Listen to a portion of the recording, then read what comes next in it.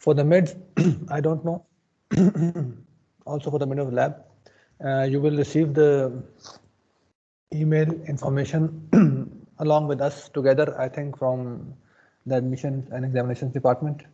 This week or at the start of the next week, I think we'll get the information. So last time we discussed the operator overloading, that with your new user-defined types, you can define the C++ operators, most of the C++ operators, to behave as you wish for your user-defined types. Okay, so normally the operators that you will be defined for your user-defined types, they will be, I mean, you can define them to work in a way that you like, but usually the recommendation is that they should, the behavior of those operators should be closer or same to the behavior that is expected. For example, if you are overloading the addition operator, plus operator, then it should do something that resembles addition. Okay, so if in the plus operator internally inside the function you are doing subtraction, that will confuse you and all the users of your code. Okay, so we try to overload the operators in such a way that the working of those operators for the user-defined types is similar to what the user would expect if the user does not know how user-defined types works. By seeing the operator, he might form an idea, and your implementation should be closer to the idea that the user will form. That way, the users can use these operators intuitively with your code. Okay, so for lectures on YouTube, okay, these lectures are accessible inside MS Teams, I think. But if you guys want, I will try to download them and upload them on YouTube also. So in the last class, we discussed how to overload binary operators, some binary operators for your user-defined types. Is there any confusion about overloading binary operators?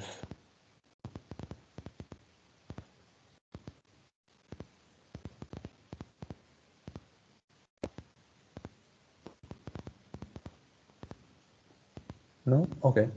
So as I said, no response will be interpreted as everything's good. So if can we overload an operator to do the exact same thing as it currently does? Actually, what do you mean by what it currently does? Because the behavior is defined for built-in types. Okay, for built-in types, the behavior of the operator is their functionality is already defined. So you cannot overload them for built-in types. Okay? You can overload them for your user-defined types. So the user-defined types, by definition, since they are new types, so the behavior of those operators is not defined. Okay, so if you do a plus b on your new type, the compiler will tell you that it does not know what's the meaning of plus for this new type. Okay? So for those new types, you can overload those operators or define those operators. For built-in types, they are already defined. We can't modify them. If that was the question. If I misread the question, you can repeat it.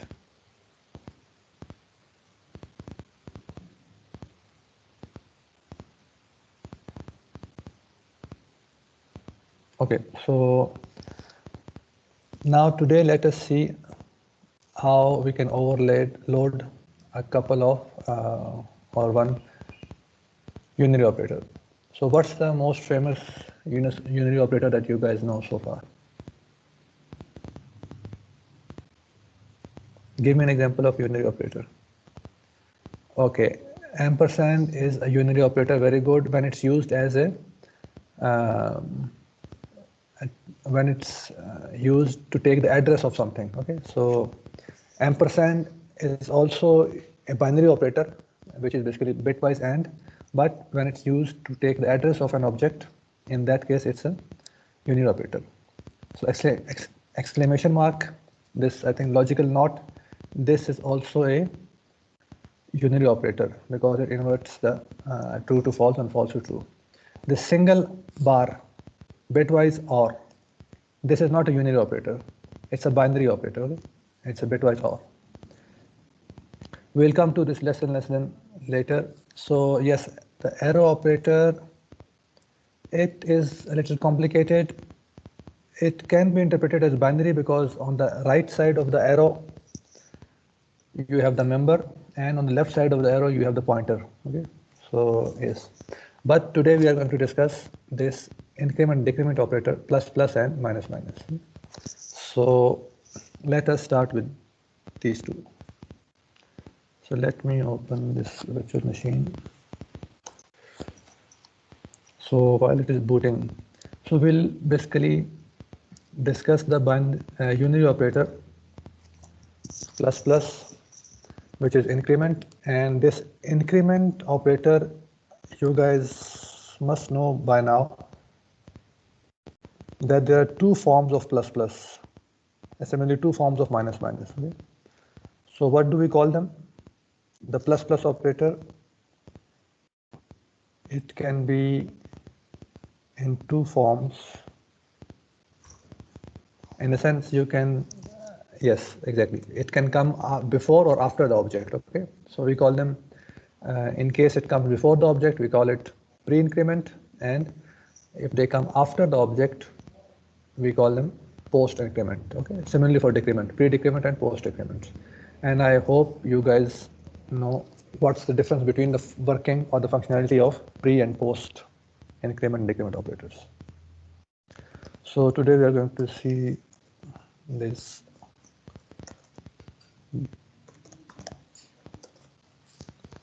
pre and post increment operators, and if the virtual machine boots,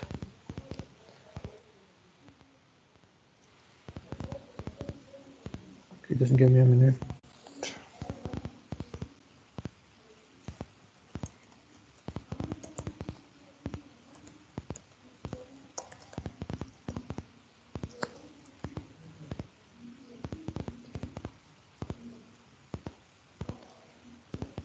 Please bear with me, I'm just trying to boot this virtual machine.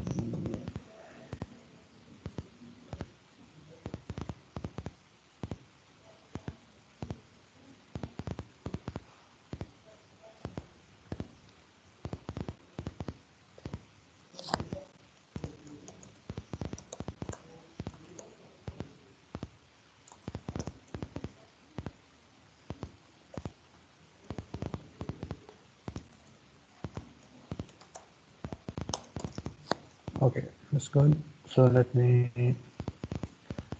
share this with you guys.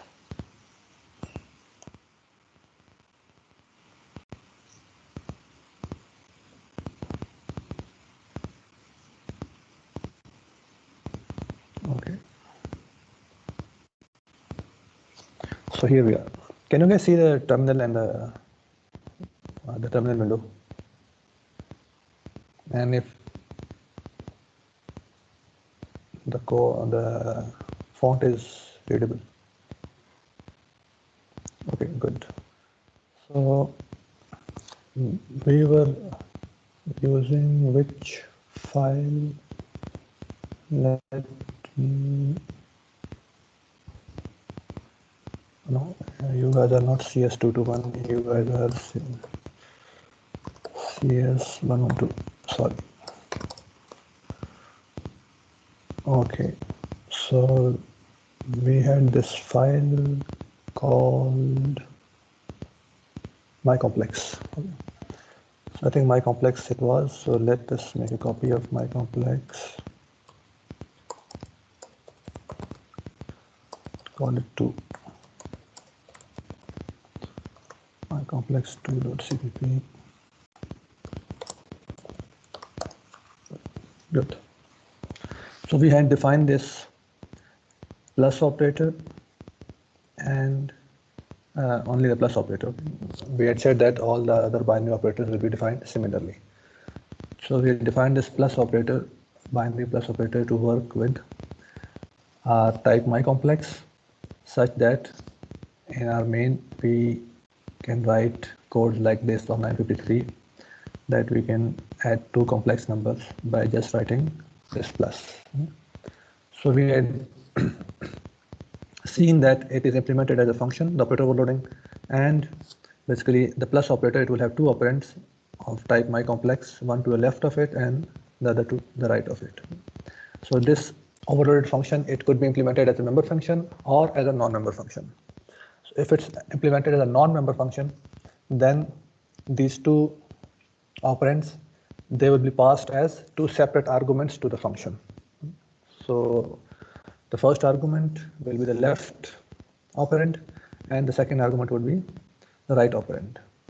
But if we implement this plus operator as a member function, then basically this member function will be called for the left object, left operand object. Okay, so C1, basically C1's member function, operator plus will be called, and the right side operand C2, it will be passed to it as a function argument. Okay, so this way we can access basically both these arguments and do whatever you want. Basically we add those two and then create a new object which is a sum of these two objects, and then we return that resultant sum object, which is also of type my complex. So is this thing clear to you guys?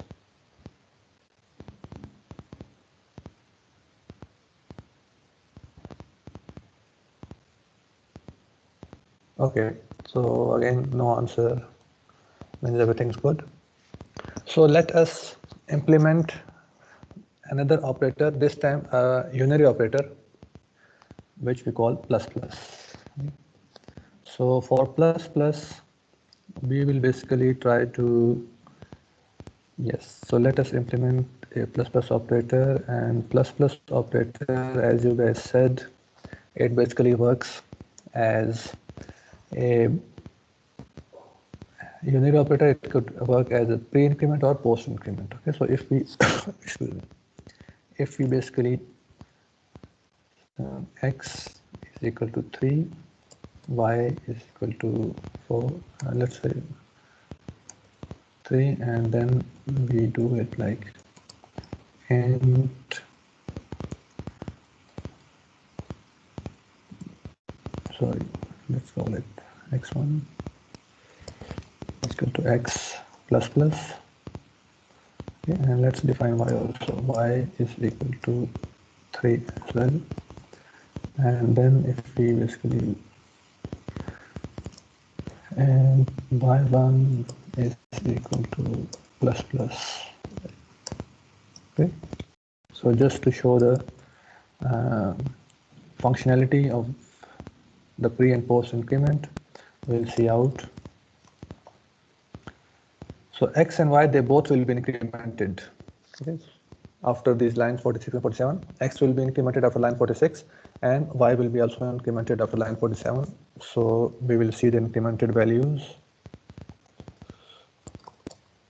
x and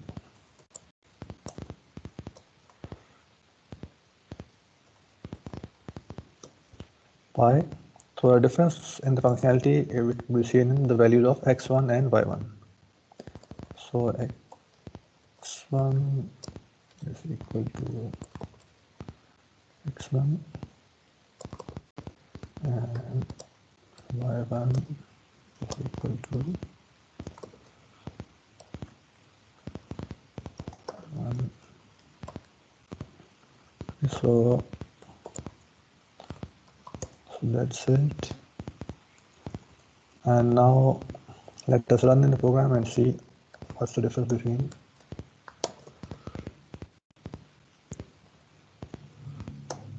the working of these two objects. Okay. So x and y have become, both were incremented, they become 4, 4. They were 3 initially, but In case of post increment, we see that the value was used first, which means the assignment was done first, and then X was incremented. Okay? So that's why we call it post increment, because the increment happens after using the value. And in pre-increment, basically the value was first incremented and then it was used inside the statement. So that's the difference between the working of post and pre-increment. So is this clear? So we will basically try to produce the same functionality in our code for our user-defined new type.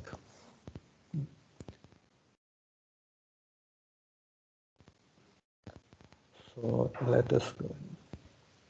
So first, let us define it as a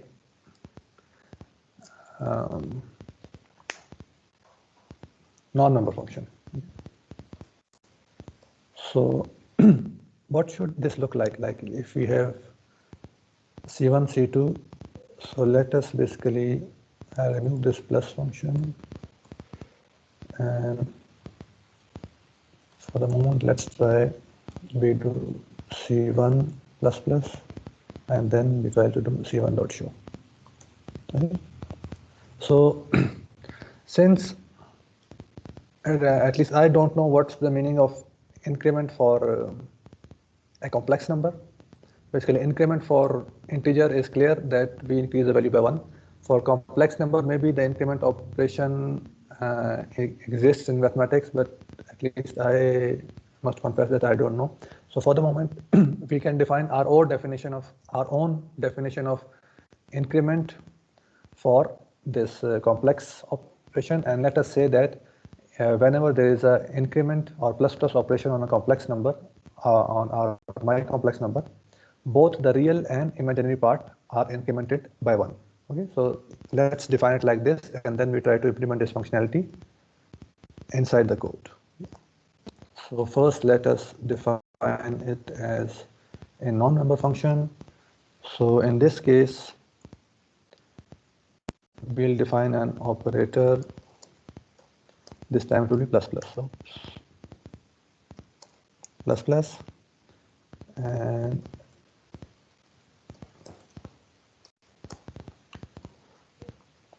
so what will be the result of this plus plus operator? What will be the type of the result of this operator? What's the value returned? What will be the value returned by this plus plus operation? So for an integer, when we increment an integer, I plus plus, what's the value returned by this? What's the type of the value returned by this plus plus operation for integers?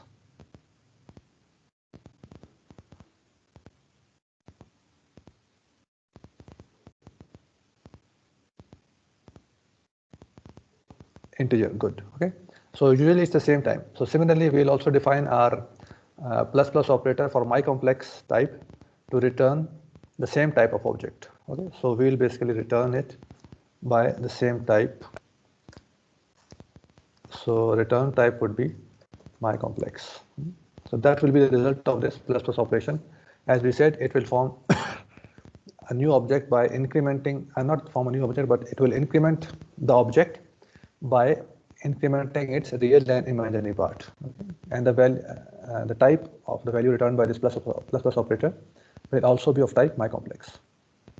Now let's come to this, the arguments of this function. If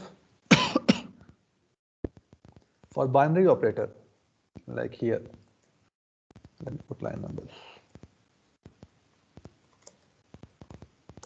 On line number 35, for binary operators plus, for a non-member function, we took 2 arguments, okay, the left and the right operand. For this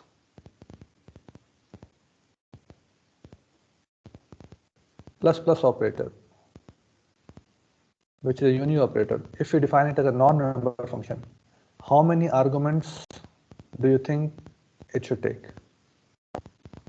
1. Good. Okay, 1. It's a union operator, so it will take only 1 argument. And what will be the type of that argument?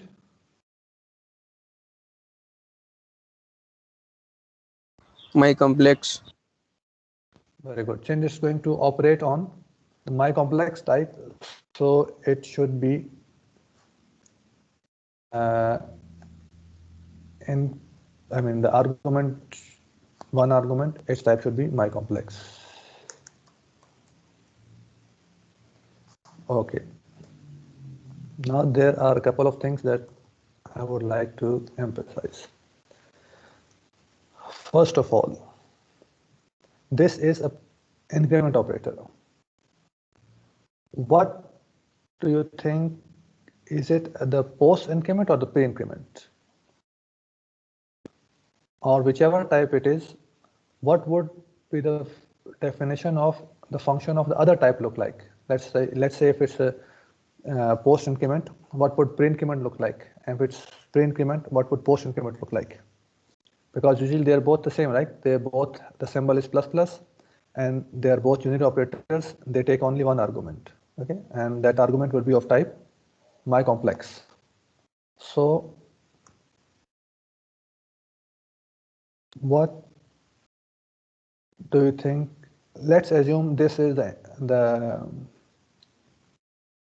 definition or the prototype of the pre-increment operator. What do you think should be the definition of the post-increment operator? So let's again do the same exercise. Kindly quickly tell me what should be the return type of the post-increment operator plus plus. Again, take the example of an int I plus plus and plus plus I. They both return of type the value of type integer. So in this case, the return type would be my complex. Okay, good. Again, then we have the keyword operator and the symbol of the operator. Okay, so again, it is operator is a keyword and the symbol is again the same plus plus. So again, it's the same thing. So what should be the argument type of, how many arguments should this function take? This post increment function implemented as a non-member. It's a unary operator. So again, it's a unary operator. So as a non-member function, it should take one argument. And what should be the type of that argument? What type of data it will take and operate on? My complex. Very good. Okay. So my complex.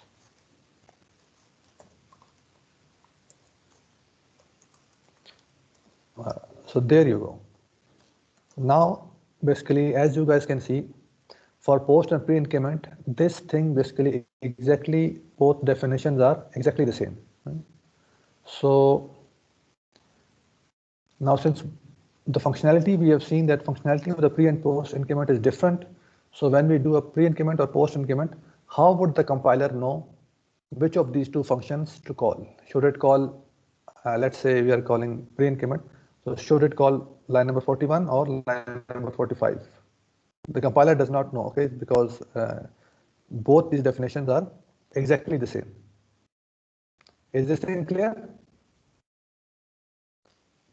That if we go like by the normal rules, both these definitions, their prototypes would look exactly like the same. And whenever you do post increment or pre-increment, the compiler would not know which function is meant to be called for post increment and which function would be meant to be called for pre-increment. Is this thing clear?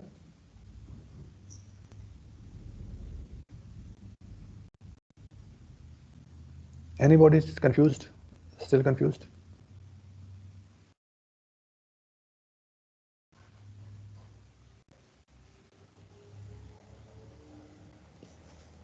No, okay, no. We don't want to make a function call. We want the compiler to call automatically. Call this one of these functions automatically whenever we do plus plus C1 or C1 plus plus. It should basically call it automatically. Voila. So the question is, how will the compiler know? So in the current situation, as things stands, the compiler has no way of knowing for which function is for pre-increment and which function is for post-increment. Okay. So to help the compiler, the C++ guys, they basically said, okay, we have to differentiate between these two functions. So what we can do is we can basically differentiate in their prototypes in a way that for post increment we can add another argument. Okay? So this argument is totally a dummy argument. It serves nothing. I mean, the only purpose, not nothing, but the only purpose that this argument serves is to distinguish that this particular function has to be called for post increment plus plus. Okay, and if there is without this argument, line number 41, then basically this function is meant to be called for the pre-increment operator.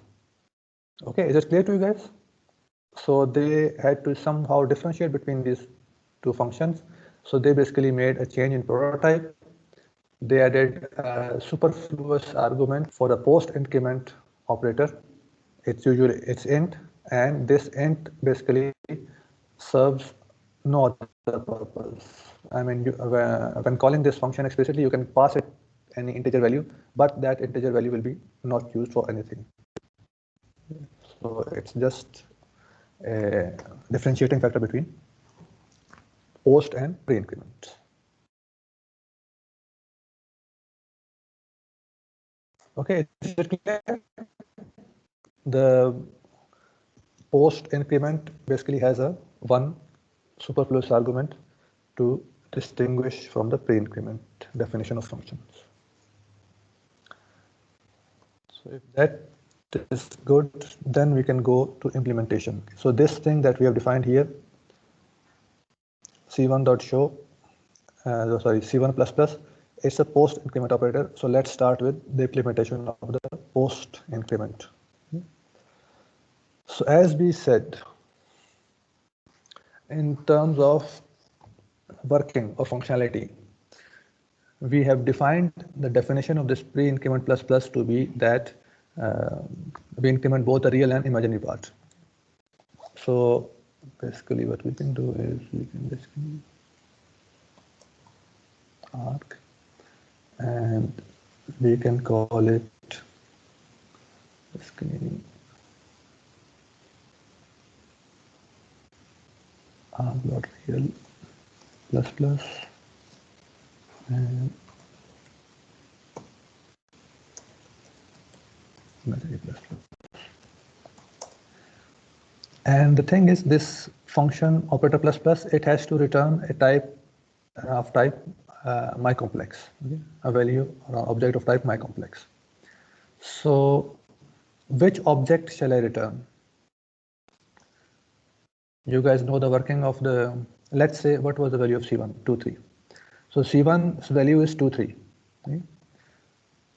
So if I increment it real and imaginary, it will become 3, 4. Okay? So what should be the value of the mycomplex object that should be returned by this increment operator? Sir, return arg. Return arg. So if I return arg,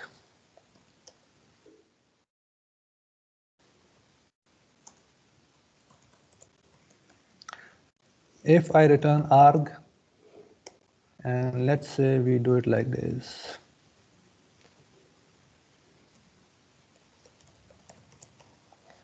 C5 is equal to C++, C1++, okay? So we do C1.show and we do C5.show. So what do you think? Will this implementation preserve the semantics of post increment?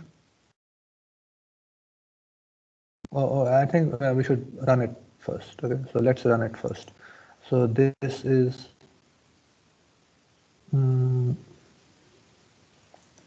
for the moment.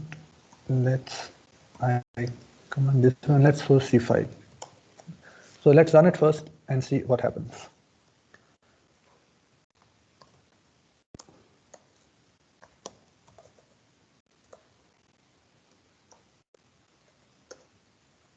Oops. Yes, so private member. So what should we do? It's a non-member function. Sorry, which one? Yeah, it's a non-member function. Try to access private member variables of real and imaginary. So what should we do? We should make it a friend of this class.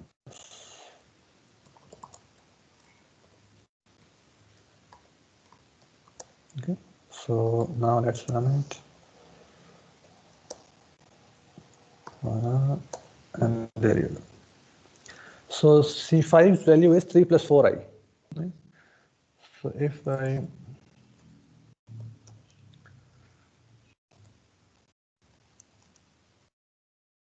if you remember from this post increment, the semantics of post increments were supposed to do what? What should be the value of C5 if we are to implement the post increment according to its normal behavior?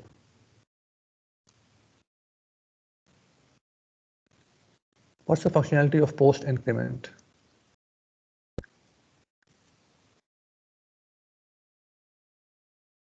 Which value should be used in this line? What's this line number?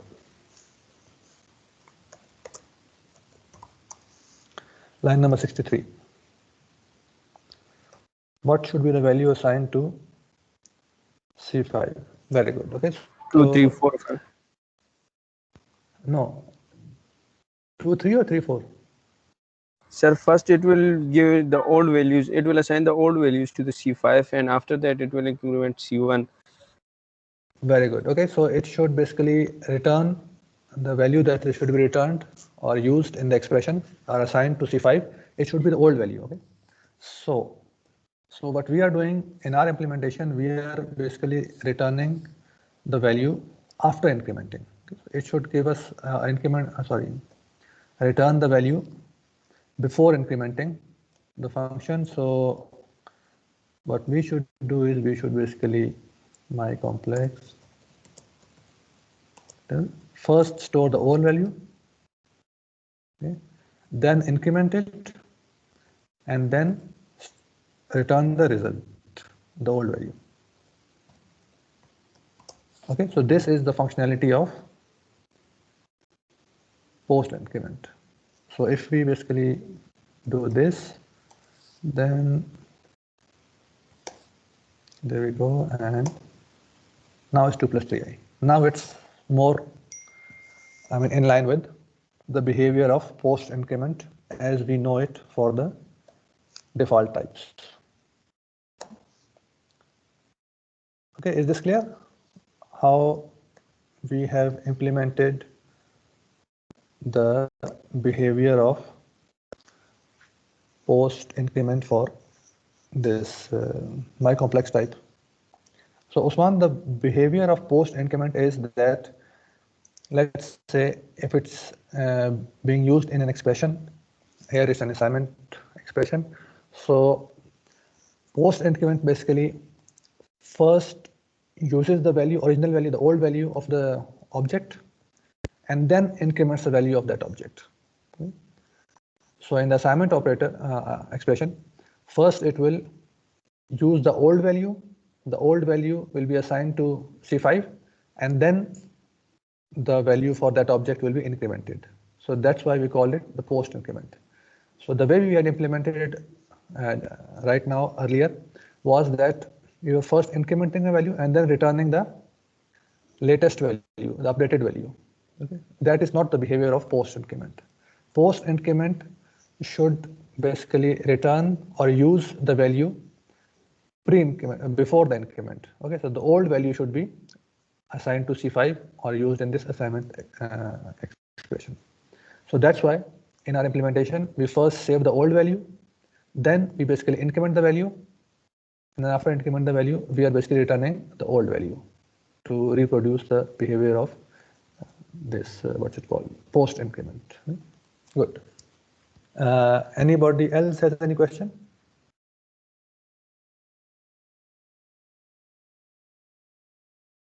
No? Okay, good. So the thing is, as things stand, there is a slight problem with our implementation of plus plus operator. Can anybody see the problem? This post increment It's almost there, but there's still a slight problem.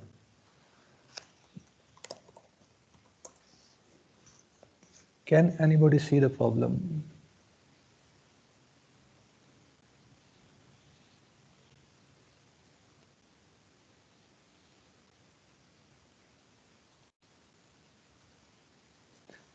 Result is not being updated. Which result are you talking about?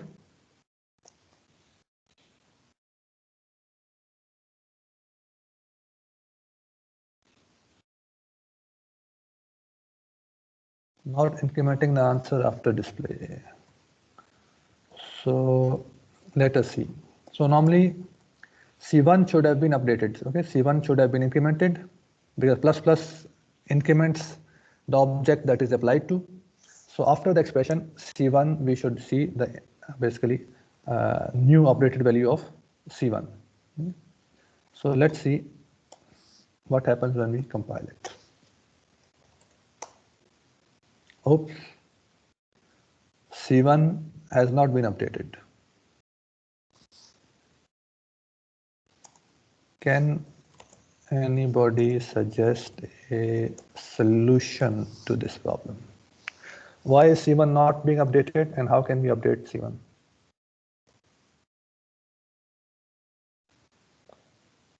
Very good. So basically line number, what you said, 46. We are passing this copy. Okay. So this arg is a copy of C1, it's not C1. Okay, so this is passed by value. So it's a local copy is made. And here we are basically updating the local copy, not the original value C1. Okay. So to update the original value C1, what we can do is we can pass it as a reference instead of a value. This way, arg will not be a local copy, but arg will just be another name for the original C1. Okay, so when we increment arg here, we will be updating the original C1 variable. Okay? So this basically is much more correct. Oops.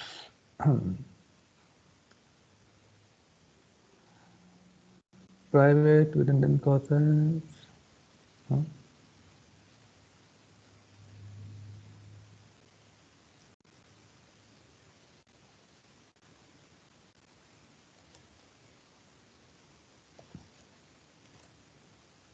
What happened?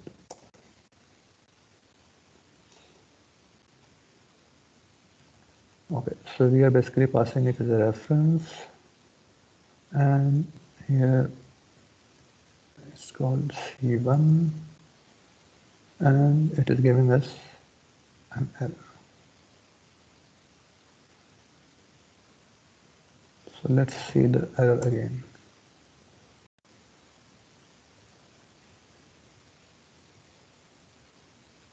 It's private within this context. Oh yeah, sorry. So since we changed the prototype of this function, you see, we changed the prototype of this function by making this a reference, okay? So the friend declaration here, basically, it's the old prototype, okay? So this function, this prototype and the function outside is not the same. So here we have to change it here also to make the new prototype a friend of this class. So this way, now it's good. And now we see that this is the old value C5, which was assigned to C5, and this is a new value for C1. Okay. So now C1 has been updated and our implementation of post increment is good.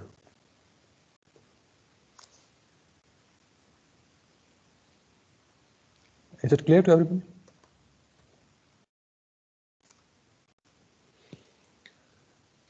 Shouldn't it be result.real++? No. Result is basically the value that is being returned by this operator. Okay, and the value that is being returned, it should be the old value, because in this what's it called, post increment, the value returned by the post increment operator is the old non-updated value. Okay, so that's why we are storing the result first, which is the old value, and then updating it later. Right? Good. Okay, tell him to connect whenever he can. Okay, so if that's done, then let's go to the pre-increment implementation. So this is good. We can just shorten it here. And okay, so let's go to the pre-increment implementation. So pre-increment, as you guys know, it will basically increment this stuff, and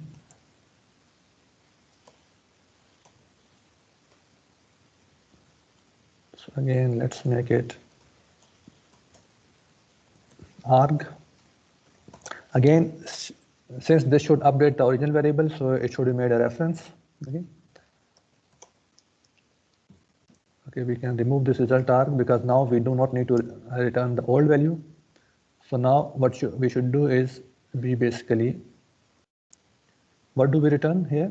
What should be the return value or the statement code for returning?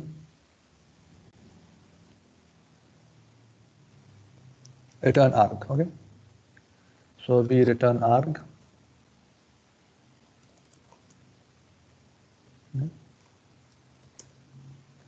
So oops.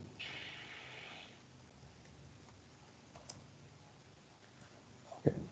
So now let us see. Let us change this to pre-increment. Pre-increment, and then we run it. Okay, so pre-increment also should be made a friend.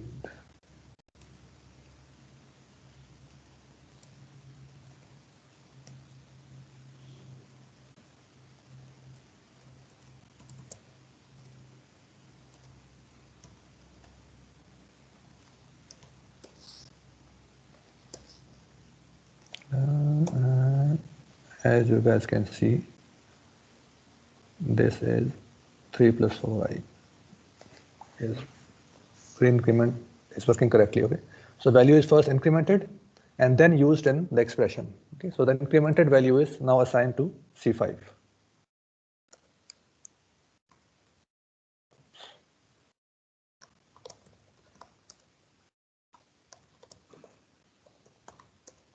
Now there is a slight thing here that the way this pre-increment works is, so let me increment this pre-increment, let me do it twice.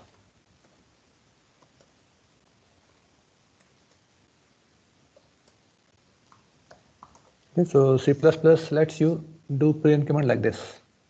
So you pre-increment y and then you pre-increment the result again.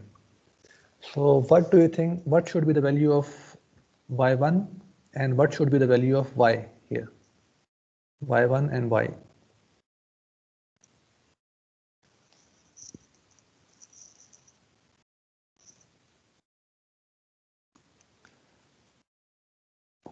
Any guesses based on your knowledge of C++ pre-increment from last semester?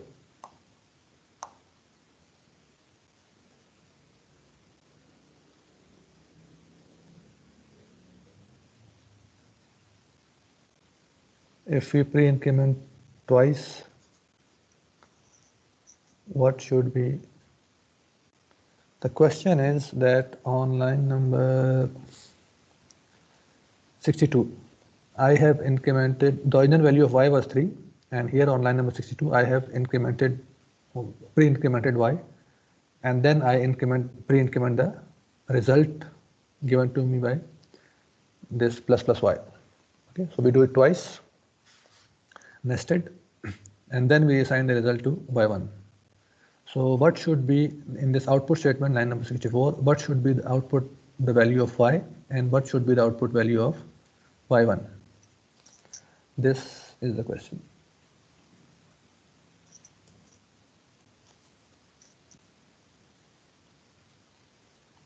No, let me write me the values.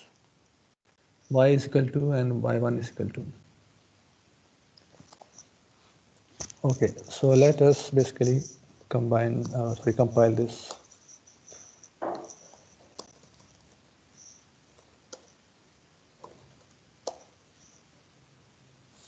So y1 is also 5 and sorry, y1 is 5 and y is also 5.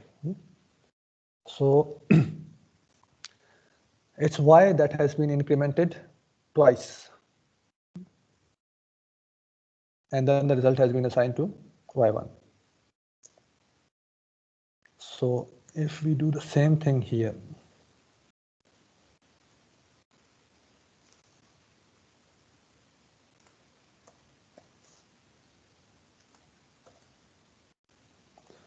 so what do we expect to see? The value of c1.show and c5.show. You guys take a guess and I will. The original value of c1 was 23. So you guys write your guesses and meanwhile I'll compile and run this code.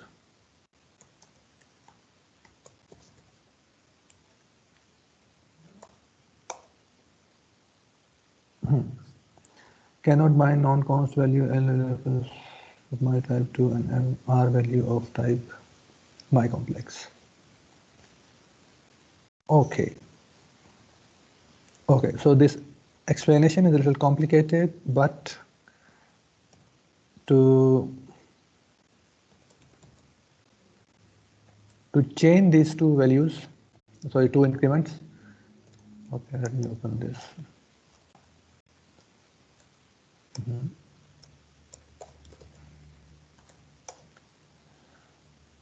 So to change these two value pre-increment operators, here the return value, you see this was working first. So this was working because C1 was incremented and we were returning a copy of this object arg. So then we apply this second plus plus, the outer plus plus, we apply it to the result returned by this plus plus inside the brackets. So if this result is a copy, okay, the thing that R value it was saying that this result was a copy, and we are trying the second plus plus, the outer plus plus is being applied to the copy. So as we have seen the behavior in case of Y, this second plus plus should also be applied to C1. Okay, so here the value returned by this plus plus C1 inside the brackets, it should not be a copy, but it should be the original C1 value, so that we can apply plus plus to the original C1 again. So how can we basically return the original C1 instead of returning a copy? We'll discuss the exact meaning of this error message at some later stage. But for the moment, I hope the problem is clear that plus plus is basically returning a copy of C1. So the second plus plus will be applied to the copy. But in the case of Y, we have seen that the first pre-increment is applied to Y and the second increment is also applied to Y. So yeah, that's the solution that I'm asking you guys. How can I return the original C1 object instead of a copy?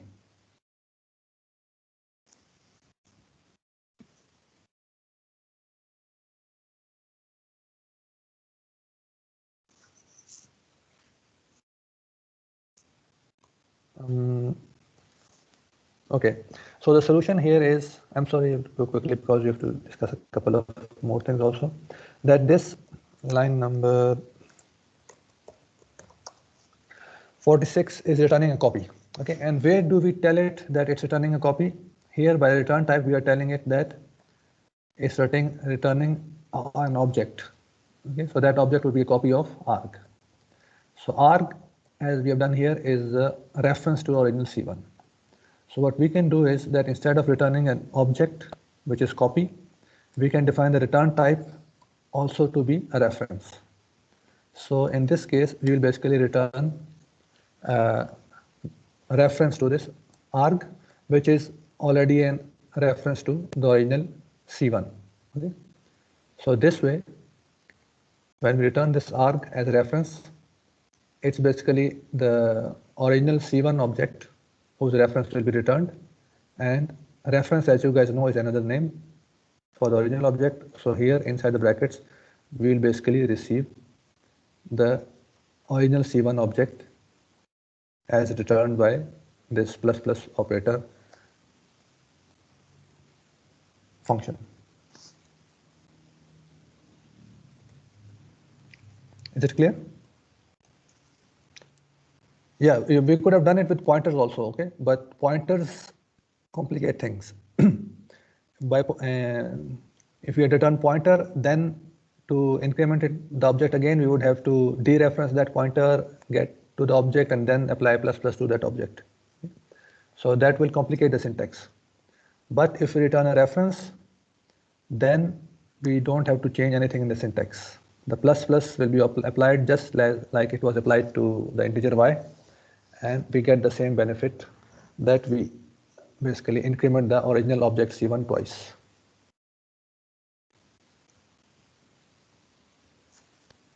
Okay, so just to verify, let's run it.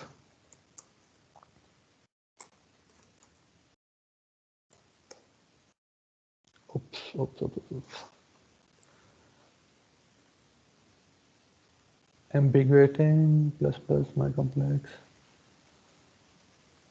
plus my complex all declaration is here. Line 22 and line 43 have something. So line 22. Okay. So we did not change the thing here, the return type. So we basically change it here also to make them both the same. And now hopefully, yes, and here you see original value was 2,3 and it has been incremented twice. Okay, and the incremented final value has been assigned to C5.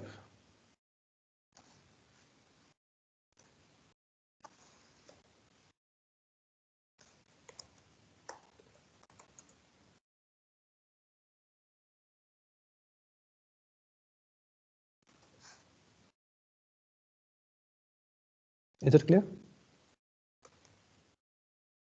The pre-increment, to behave it like the normal C++ built-in pre-increment, we have to return a reference and not a copy.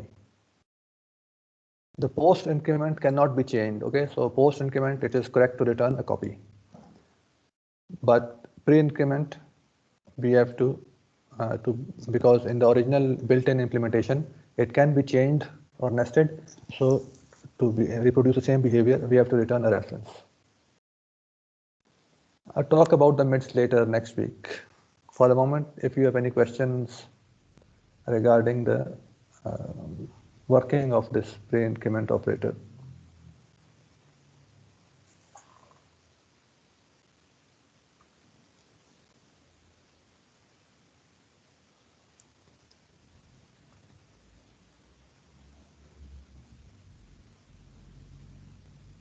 Okay, so I'm assuming there are no questions about the implementation of pre-increment and post-increment operators.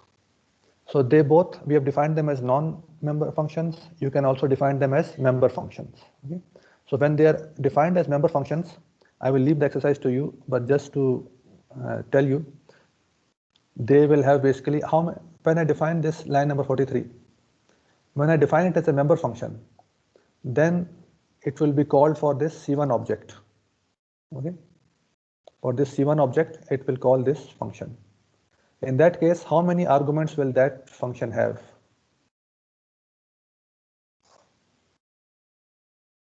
Everything will remain the same. Sorry, but number of arguments will change. How many arguments will this function have if I define it as a member function?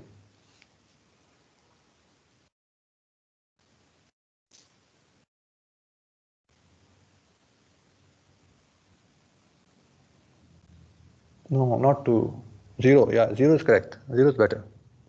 Because remember from, since it will be called for the C1 object automatically, so we do not need to pass C1 object as an argument. Okay? So it will have 0 arguments. Similarly, for the post increment also, we will remove the argument of type mycomplex because it will be called for the C1 object if we write C1++. So we do not need to pass C1 as an argument. But we will have this int argument still to differentiate it from the pre-increment implementation. So I'll leave this exercise to you. I'll send you guys the code. You guys can basically modify it to make them member functions. So could I show the output again? Okay. Here it is.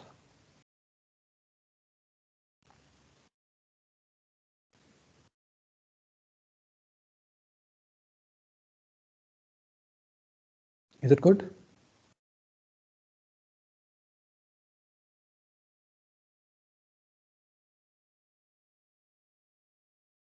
Okay. So let's do a couple of more operators. So one other operator that you guys can overload is this index operator, the array subscript operator. So right now it's not very useful here for this C1, but let's do it still. So let's say that if I do C1 dot, oh sorry, not dot, but this. If I write C1 just like we access elements of an array using this array subscript operator, what if I want to access the real and imaginary part of this, this complex number by using this array subscript operator? Okay, so let's say we use the same method as array indexing, and we say that if I write here 0, it should return me the real part, and if I write here 1, it should give me the imaginary part. So for that, we will need to overload this operator in the square brackets array subscript operator to work with objects of type mycomplex. So how can we do it? Again, let's do it like this. So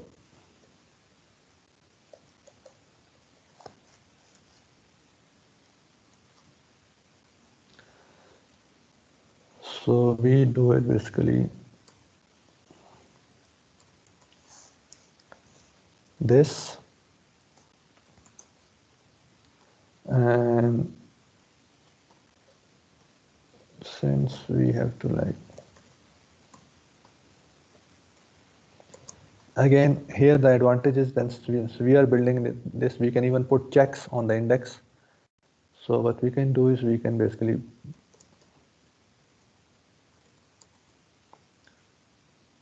if index less than 0 or index greater than 1, we can basically say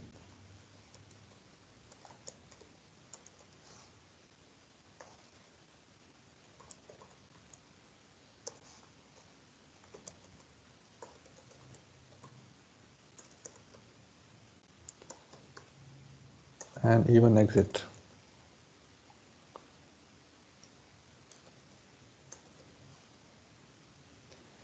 -1.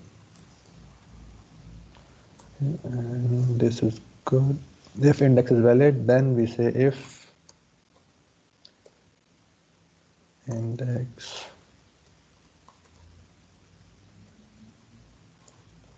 is equal to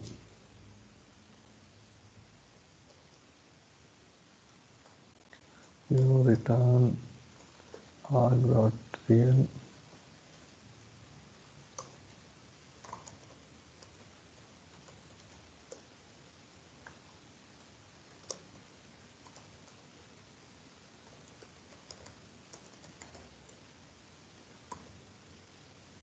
So what should be the return type of this?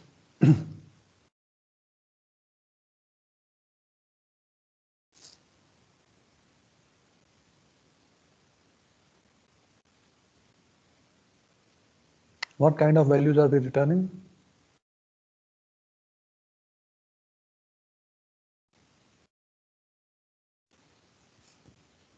Int, very good. Okay, so it should be int because we are returning integers. Okay, so let's see.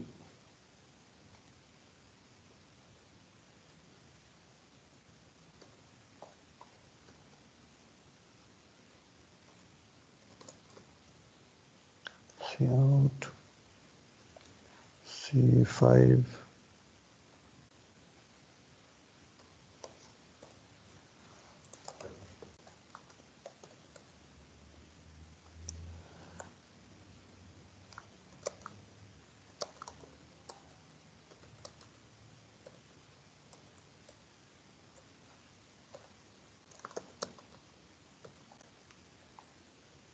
Okay, so let's see what it returns.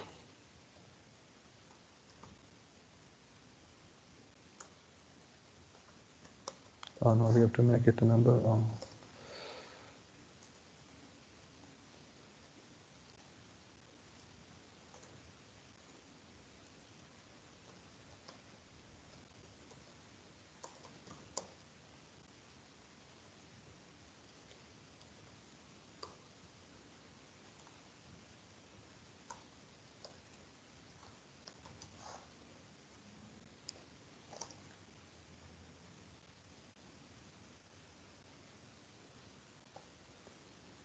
Must be a non-static member function. Okay, so this thing operator, it cannot be defined as a non-member function, and we have to define it as a member function. Okay, so here you go.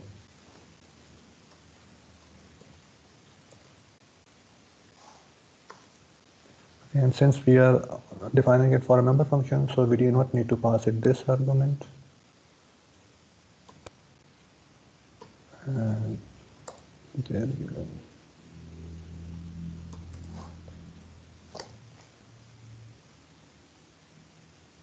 R was not declared. R, we do not need R now that it's member function. We just return real or imaginary.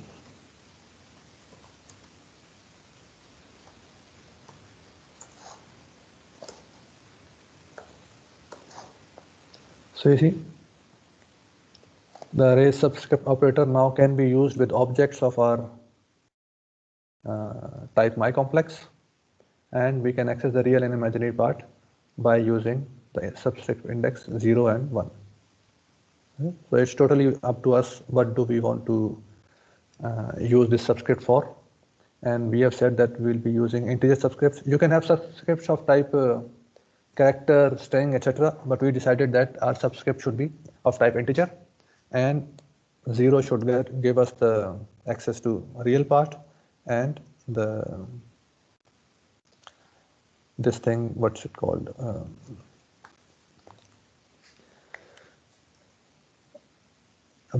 Index 1 should give us access to the imaginary part.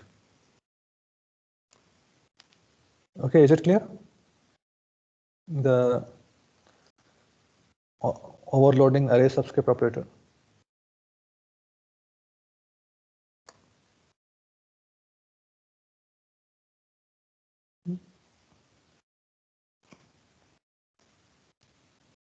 It could be int or whatever the subscript type should be.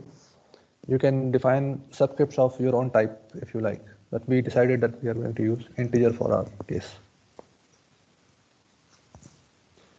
There's one thing, array subscript can be used not only for reading, but also for assigning values to subscripts. For example, I can also use array subscript like dexc5 0 is equal to 77. So what should we do? Will our implementation work for this assignment? For reading it is working, but for writing, will it work? Again, if you guys see here, what we are returning is that we are returning an integer. okay, an object of type integer. So that returned object, it will be copy of this real integer. So we cannot assign values to the copy because C0 is equal to 77 means the intention was to, C50 equal to 77 means the intention was to assign the value 77 to the real part of C5, not to a copy. So how can we change this implementation to basically return not a copy of the real, but the original real part of C5, so that that value can be assigned to that real part.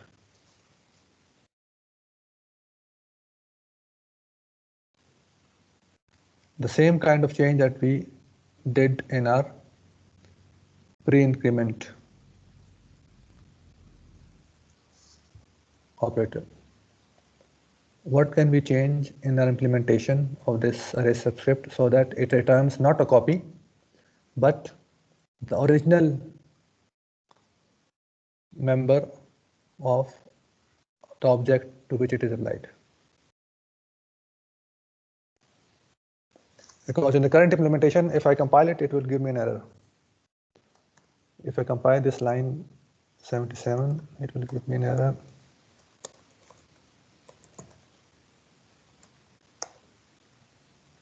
Okay, so 77, again this L value, we will discuss it later, but the thing is that C5 0 is returning me a copy of the real part of C5. So I cannot basically assign a value to that returned copy. What can I make, what change can I make inside my code so that it does not return me a copy, but the original real member of the object, so that a value can be assigned to that object? Very good. Not operator, the return type should be, okay, so I can basically make this return integer reference, and now if we do C5.show here, the value of C5 will be hopefully changed.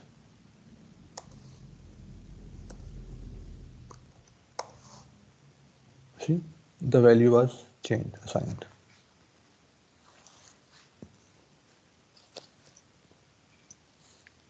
Okay, is it clear?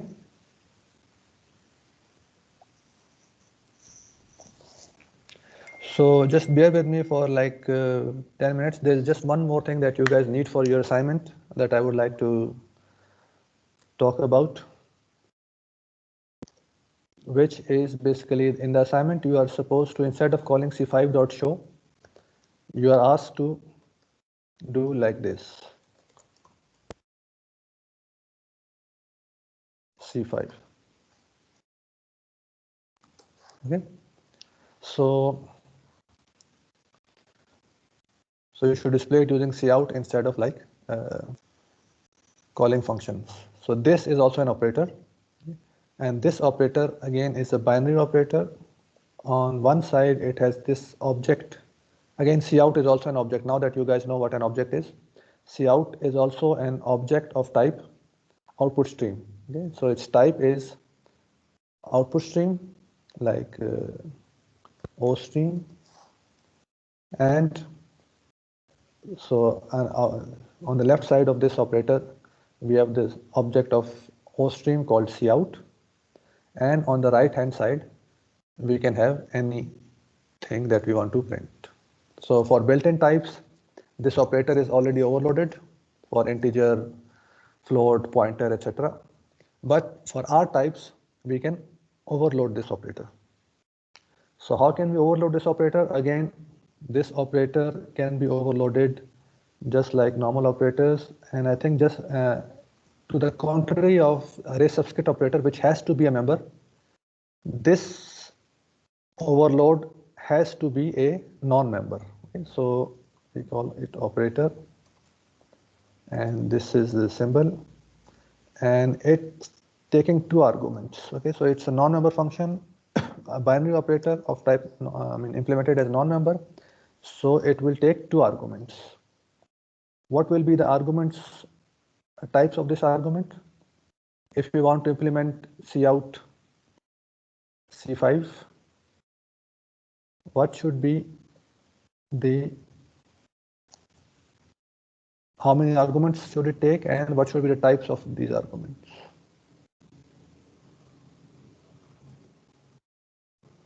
To work for cout C5.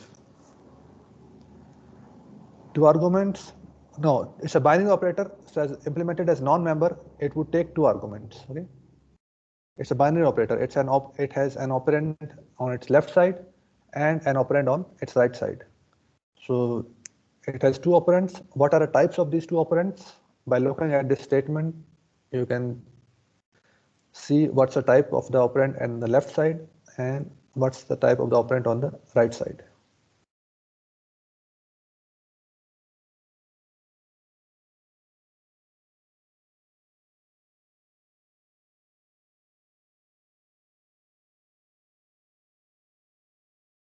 Hello? What should be the type of this operand, these operands? So my complex is the right side argument, okay, the C5. So it should come as the second argument. What should be the type of the first argument, which is on the left side of this operator? O stream and my complex, very good. Okay, so we can define it as O stream and my complex. Okay, so my complex, let's call it RHS and left hand side. And for reasons that we'll discuss later, this is a reference. This is a reference. So again, it's a reference to cout that we'll receive here. Okay, so what we can do is just by looking at this operator, we can LHS. It's a reference to cout. Okay, so it can be used as cout. It's another name for cout. So we can do LHS. What's it called? Real and plus LHS. Can do it like imaginary, and then it was I. Okay, so but that's basically the thing that we are doing in not in show. We are doing it here. If you go see the show function, the show function, where is it? Voila. Show function is just doing this. Okay, so we can just copy this line and paste it here. And instead of cout, we call it LHS, because now cout inside the function is called LHS. So it will basically do the same thing. So what's the return type of this function? Let's discuss it. For the moment, let's name it void. We'll discuss it now. So, okay, so this should make this function work. Again, let's make it a friend because it is accessing the real and imaginary parts.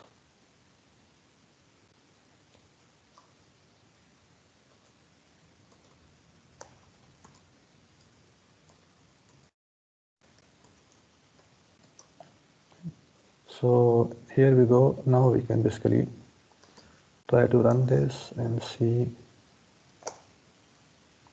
Oops. Real was not declared in the scope. Imaginary was not declared in the scope. Why?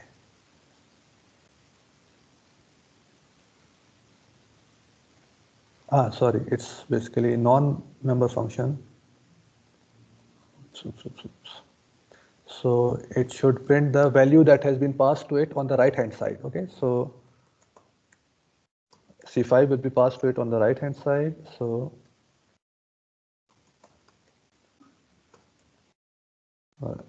now this should be good.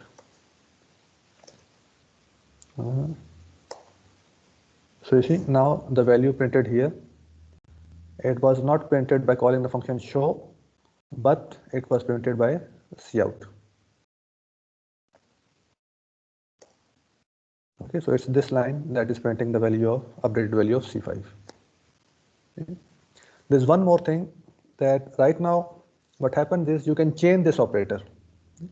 You can chain this operator and sorry, And when you change this operator, let's say I want to print this, and then I want to print, let's say, C1, and then I want to print angle. So the way chaining works is that, first of all, this object is called, and then the value or the thing returned by this operator basically replaces this, and that thing is applied to this operator. And then this operator will be called, and the thing returned by this operator basically will replace all this, and this thing will be applied to this operator and its right hand side argument. Similarly, this way this chaining will work until this statement finishes. The thing is, when we are here, it's working good, but for the second operator to work, the return type here currently is void. This operator, after execution, it will return void, and void does not work with this operator. This operator has to have, on the left hand side, it has to have an object of type OStream, right? And on the right side it could have something else that has to be printed. So to print this string space, we have to, for this operator, we have to have the OStream object on the left side. But for the moment, this value will be void because our implementation here returns void. So what can we change? Basically, what can we return so that from inside the function, so that the value here is again an object of type OStream instead of void, so that then this chaining can continue.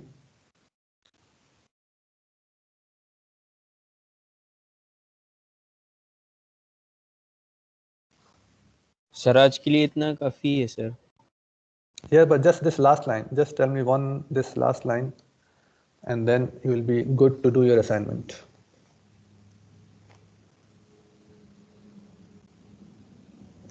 Instead of focusing on time, if you can just answer this last line and we can finish the class. No, the return type, we can return only one type. So what type should we return? From inside the function, what should we return so that the second operator receives an object of type OStream?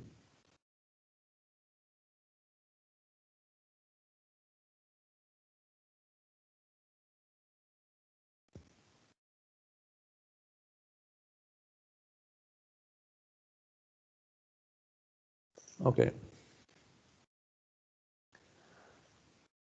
No, not my complex.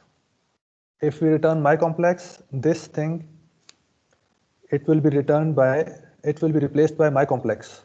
So this operator will receive, the second operator, it will receive an object of type my complex on the left hand side. We have said that on the left hand side, it should receive an object of type OStream, so that then the next operator can also perform the same thing.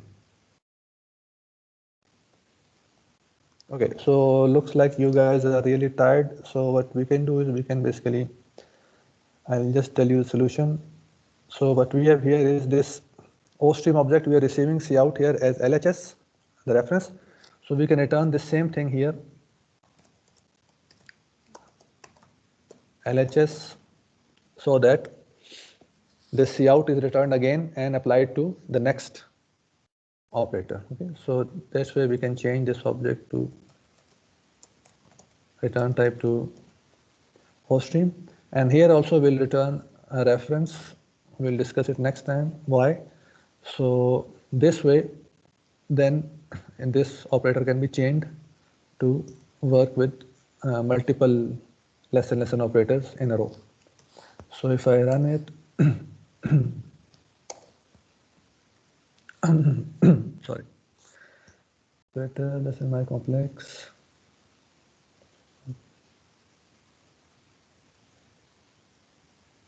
All declare. Okay, so again we have this consistency problem.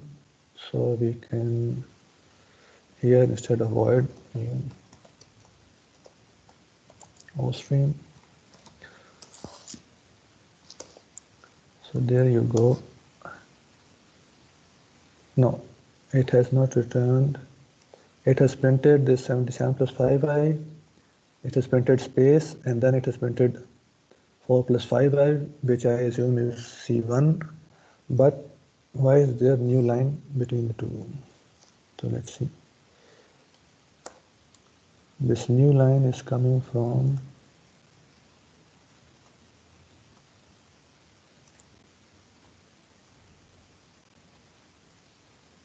okay. So we have basically a new line here. We can remove this new line. And now it will print it to this. Okay. So you see printing C5, then printing space, then printing C1.